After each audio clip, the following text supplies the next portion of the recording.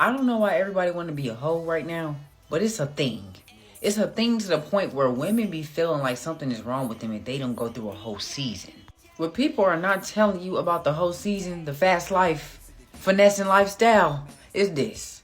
Regardless of how many people you selling to, you are still selling. So you're still considered a prostitute. It does not matter if you on a corner. It does not matter where you're doing it at. Baby, if they want to racially profile you or you get caught up in the wrong situation at the wrong time with the wrong people, you can be charged with solicitation and prostitution.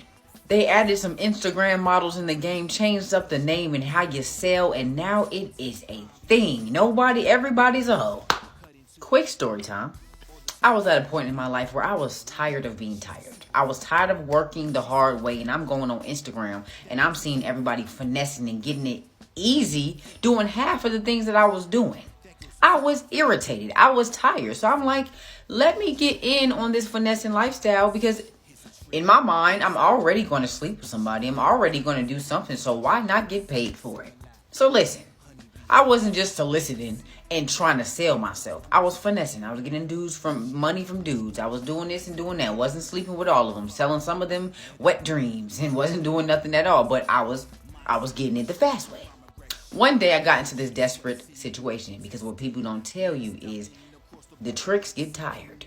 Okay? They get tired of playing games with you, especially if you ain't trying to give it up and you keep asking and begging and finessing. They get tired. So you might have you a slow season.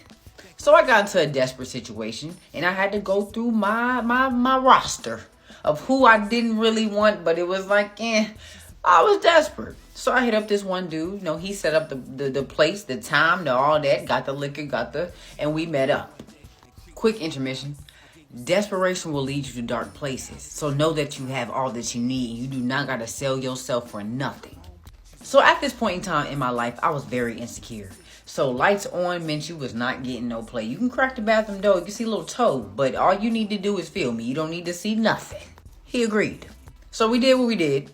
Afterwards, I go to the bathroom and I'm lit. So it takes me about 10-15 minutes to come out the bathroom. Y'all know how hotels are set up, so I go to turn the lamp on. That's on the nightstand. After I pack all my stuff up off the nightstand into my purse, I turn to him to tap him on his foot, because he's still laying in the same position that he was laying in when we got done. I tap him again and still no response. So at this point, I know something is off. I turn to him and I completely look at him now, and his fists are balled shut, his eyes are closed, his head is back, and he is as stiff as a board. At this point, I am freaking out because I'm shaking him and he is not responding, and I do not know what to do.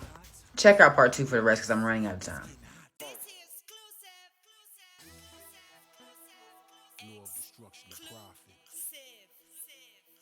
So at this point, I'm freaking out. I call my homegirl. That was the first phone call, because I'm in a situation I've never been in before, and it is a situation where, bro, I could possibly go to jail. Listen, okay, so I called my homegirl. Do not judge me. She says, call the police. I am on the way. As soon as we get off the phone, I called the police. The police instructed me to drag him off the bed and start doing CPR. So I take him off the bed and I place him on the floor. He's a little bit heavier than me, so he kind of fell on me and we fell on the floor. But I start doing CPR. She's talking me through how to do CPR, and, we're going through the motions of it. At this point, I've already seen the life leave this man's eyes. I was staring at him as we were falling on the floor, locking eyes, and I seen it leave his body. But I'm in denial, and I'm like, I have hope. I'm doing CPR. You never know. And I kept doing it. Police finally got there, and they kicked me out the room. They're in there for a while. While they are in there, I'm in the hallway just crying, and why did I do this? Did I just kill this man? I'm questioning myself. I'm freaking out, and I'm all over the place. Ambulance people are asking me questions. Police are asking me questions. I don't even know this man's name, y'all. Desperation will get you into situations that you're not supposed to be in. My homegirl finally comes coming up the hallway of the hotel, and she hears what's going on. She's like, stop talking. This is prostitution. They see what you have going on. Stop talking. So I stopped talking. Couple minutes later, they come out with his body on the gurney and him hooked up to a breathing machine. So I'm like, thank God. Okay, thank God. Like, he's still alive. I'm texting his phone as he's going down the hallway. Like, please tell me what hospital you go to when you see this. I will be on the way. Like, I don't know what happened. I don't understand. Yada, yada, yada. Long story short, I end up leaving the hotel. The ambulance is still out there while I'm out there, and the lights are not on the ambulance. So I was highly confused because they was out there laughing and kikiing, and I just got out of a traumatic situation, and y'all supposed to be taking this man to the hospital. Ambulance finally pulls off, and I'm just sitting in the car for like an hour after this. My homegirl has already left. I'm just shaking up to the point where it's like, what just happened to me? What just happened to him? Why? God, do you even know me? Like, this was a point in my life where I was still getting in my spiritual, and I was like, God do not know me. Because what I just did is just, y'all. So I get home, and I tell my mom a part of the story that does not include your daughter was selling her body. And she tells me if the ambulance lights were not on, then that means he was not with us. I'm still in denial at this point. So I start texting his phone again.